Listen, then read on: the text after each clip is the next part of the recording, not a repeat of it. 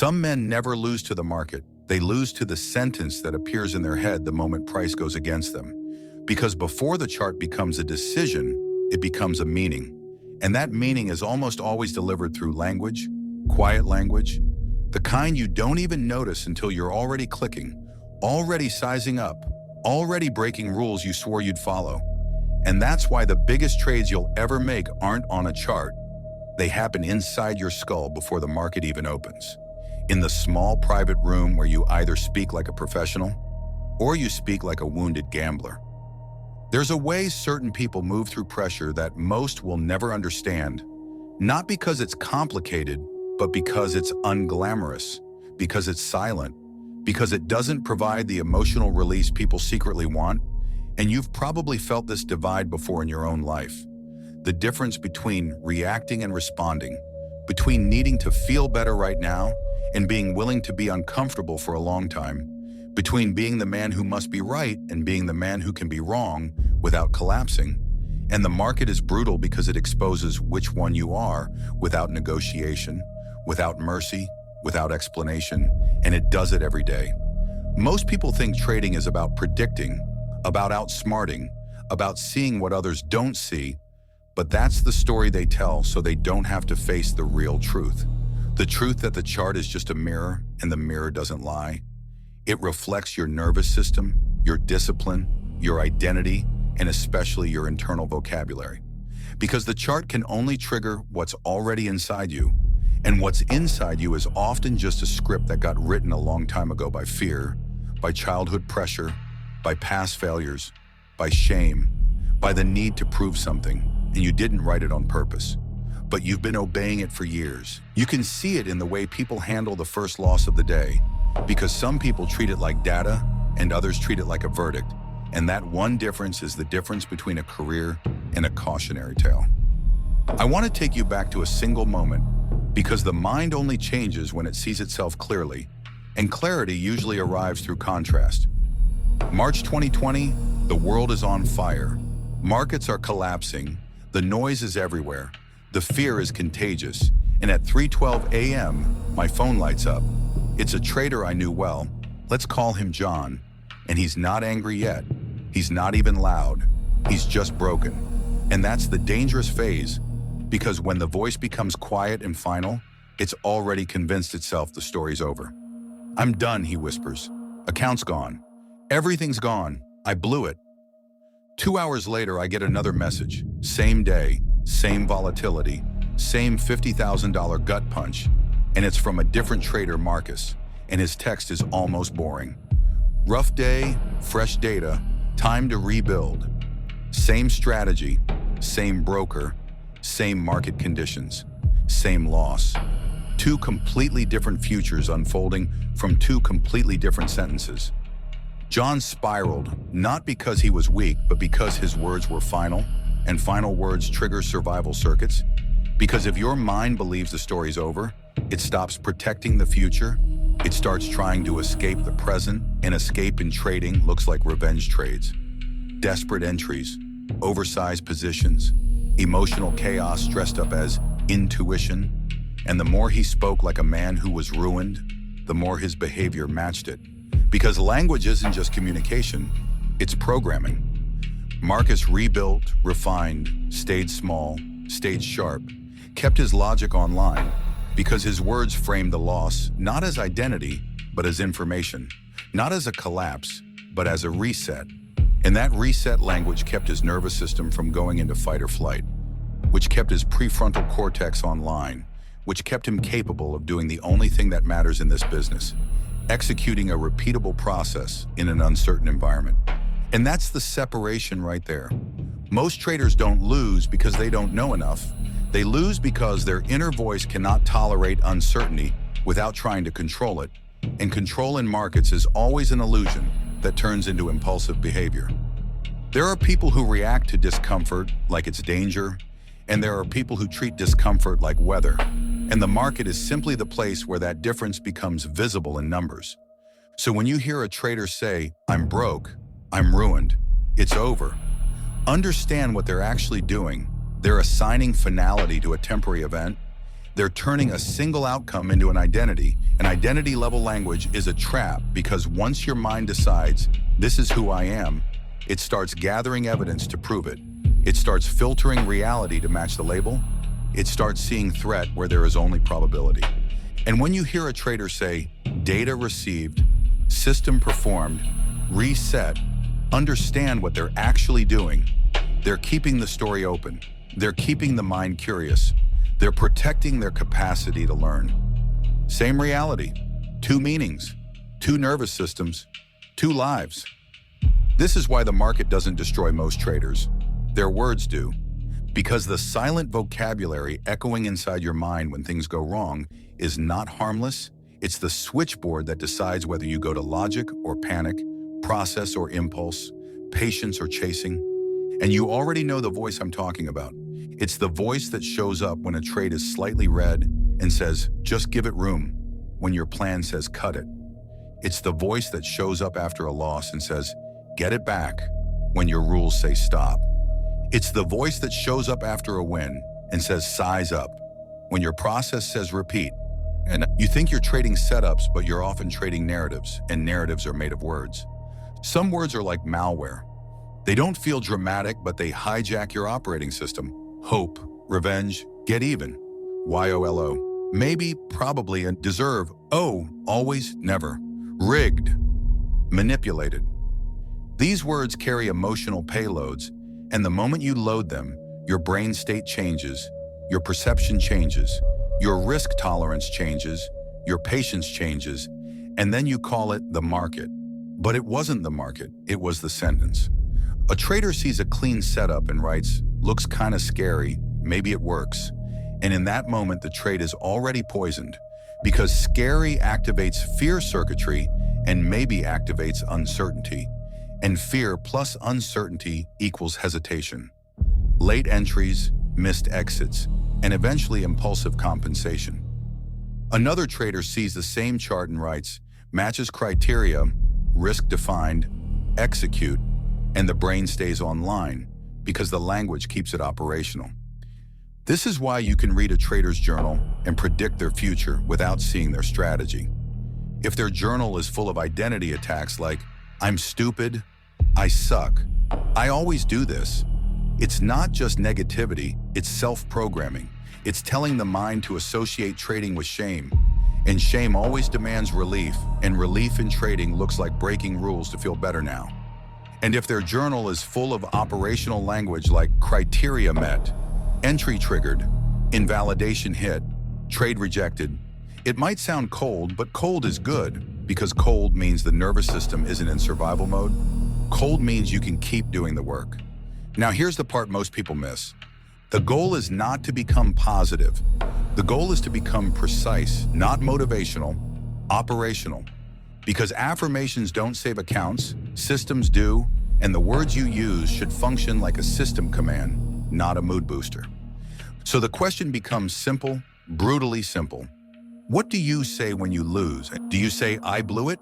Or do you say, system outcome, log it? Do you say, I'm done? Or do you say, reset, next event? Do you say, I need a win? Or do you say, I need alignment? Because one language creates chaos and the other creates clarity, and clarity is the only edge that doesn't expire. And it's not just losses. Wins can infect you too, because nobody warns you that success rewires the brain as aggressively as failure does. A big week hits, dopamine spikes, confidence swells, and without noticing it, your language shifts from process to ego. Before the win, executed plan. After the win, I'm on fire. Before the win, risk first. After the win, this is easy now. That's the winner's curse. And it doesn't start with leverage.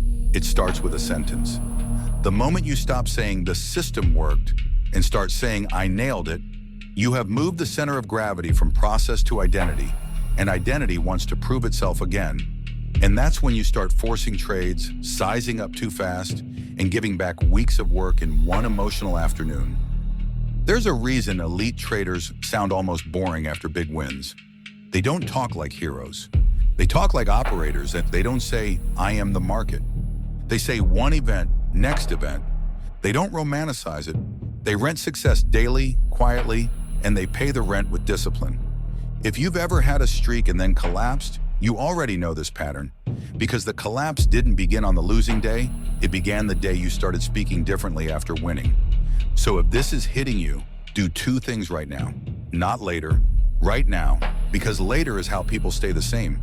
Hit like if you've ever felt your language shift under pressure, and subscribe if you don't want to miss the next layer of this, because most traders never learn to guard the mind that places the trade.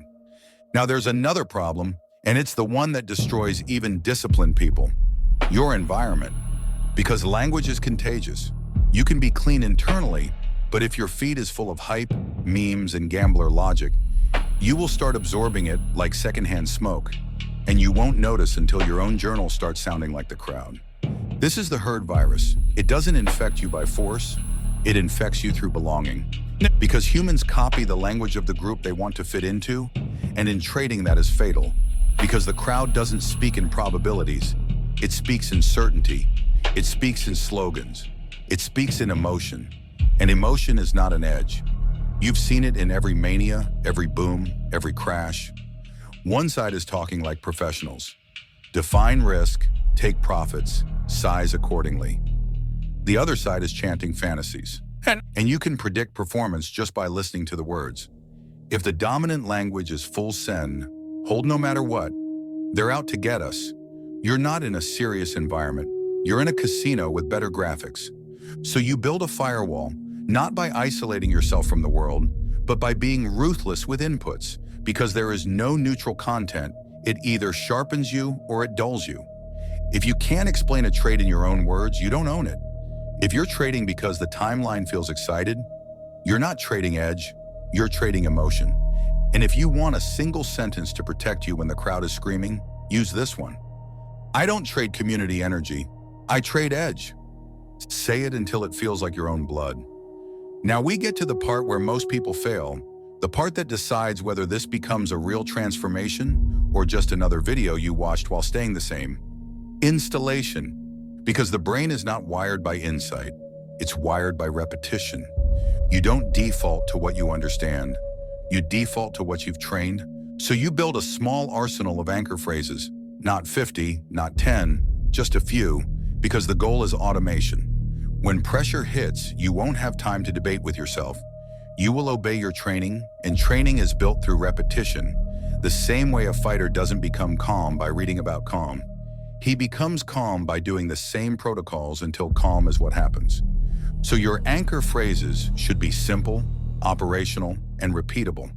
System online, ego offline. Risk first, reward second. Data received, next event. New trade, new outcome. Small is professional. And when you feel the old malware words appear, you don't argue with them, you replace them. Like swapping corrupted code, because arguing keeps you engaged with the old identity, while replacing moves you into the new one. Hope becomes probability. Revenge becomes adjustment. Get even becomes new event. Deserve becomes irrelevant. Always becomes in this sample. Never becomes not today. And the change feels small until you understand compounding, because one better phrase becomes one better decision. One better decision becomes one saved trade, and one saved trade becomes momentum. And momentum is what takes a trader from survival to control. This is also where the focus on yourself part becomes real, because focusing on yourself isn't self-care fluff. It's system design. It's building the man who can tolerate boredom, repetition, and uncertainty without needing drama. Because the market pays the man who can do the same correct thing 1,000 times. And most people can't. Not because they lack intelligence, but because they can't sit with themselves long enough to become consistent. Most people are addicted to intensity. They confuse intensity with progress. They think growth is loud, but real growth is quiet. It's a calendar, it's sleep, it's position sizing, it's journaling, it's reviewing, it's walking away after your limit. It's saying no to the part of you that wants emotional resolution. This is why discipline is not effort for a certain type of person. Discipline is identity. It's how they live. They don't wake up and ask if they feel like it. They run protocol. They trade less. They choose quality. They let boredom become sacred because boredom is where the edge survives. Boredom is where the rules stay intact. Boredom is where the nervous system learns safety, and a safe nervous system is a profitable nervous system. And you already know this because the best trades you ever took probably felt almost uneventful, while the worst trades you ever took probably felt urgent, emotional, loud, like you had to do something right now. That's the tell. Urgency is rarely edge. Urgency is usually a sentence. Now here's the deeper layer, and it's where this becomes more than trading psychology. It becomes personal transformation. When you start speaking to yourself like an operator, you stop living like a victim. When you stop calling events proof, you start treating them as information. When you stop attacking your identity, you regain your ability to learn. And when you regain your ability to learn, your entire life changes. Because the same internal language that makes you revenge trade is the same internal language that makes you quit the gym, quit the business, quit the relationship repair, quit the hard conversation, quit the hard season, because it's the same script. I'm not built for it. I always fail. It's too late. And the moment you replace those with operational language, the world changes shape. Start again. Log it. Adjust. Next rep. Next day. That's why focusing on yourself is not selfish. It's responsible, because you cannot lead anything if you cannot lead your own mind, and you cannot lead your mind if you allow random vocabulary to run the show. So you invest in yourself like you're building an asset, because you are. You protect sleep. You protect routine. You protect your inputs. You protect your self-talk. You protect your process, because everything else is downstream from that. Now, when this begins to work, something strange happens. The words start to fade. Not because you stop using them, but because they become embedded. They become the foundation beneath your actions. You stop narrating the trade. You just execute. The setup appears, your body moves. Risk is defined. You manage, you exit. No drama. That state is not magic, it's earned. It's what happens when you repeat the right language enough that it becomes reflex, and reflex becomes identity. This is where the hunter archetype shows up in trading, not as a costume, not as a vibe, but as behavior. The hunter doesn't chase, the hunter observes, the hunter waits. The hunter executes when conditions align. The hunter is not interested in being right, the hunter is interested in being consistent. The hunter doesn't trade to feel something. The hunter trades to express a system. And not everyone can tolerate this because most people secretly want the market to make them feel alive. And the hunter already feels alive in silence, in control, in routine, in repetition, in the unglamorous work that compounds. So the next time you're staring at a red candle, when the trade goes against you, when your hand is hovering over the mouse and you feel that old familiar heat rise, don't try to be strong. Don't try to calm down. Just ask one clean question.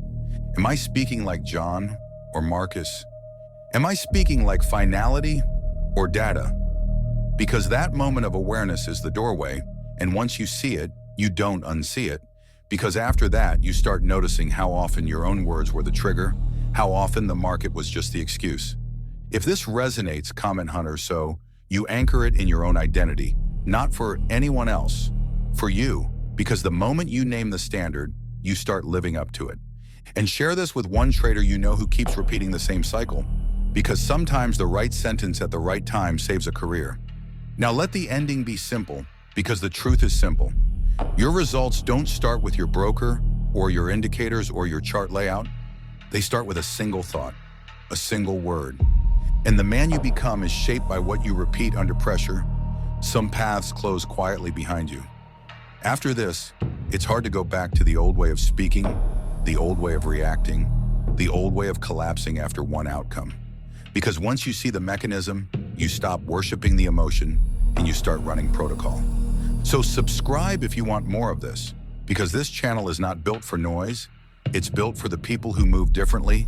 And if you're still here, you already know why.